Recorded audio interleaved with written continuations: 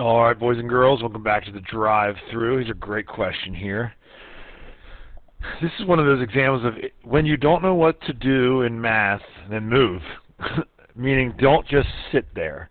So one of the best things you can ever do is substitute. So remember that this is x, and that's y, and this is x, and that's y. So the first thing I thought of is, how am I going to do this? Well, let's take a look.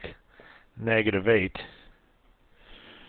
equals a times 6 minus h squared.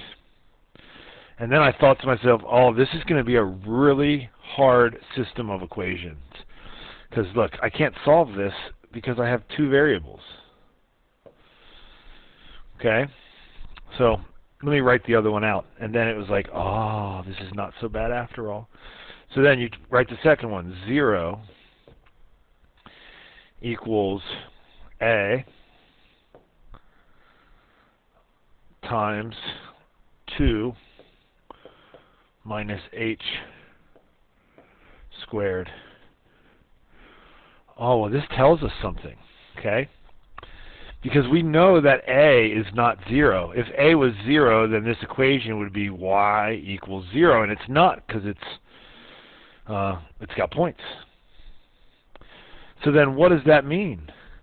Well, that means that, come on, come back to me. Come back, ViewSonic.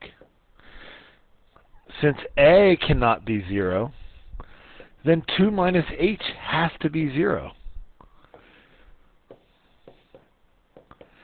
And that, if I add h to both sides, bam, h has to be 2. And then if we know that h is 2, then we can solve that for a. I'm going to use this point because it's easier.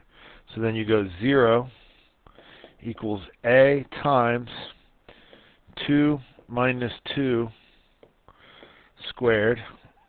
Oh, nope, that's not going to help, so then I got to use the other one. Negative 8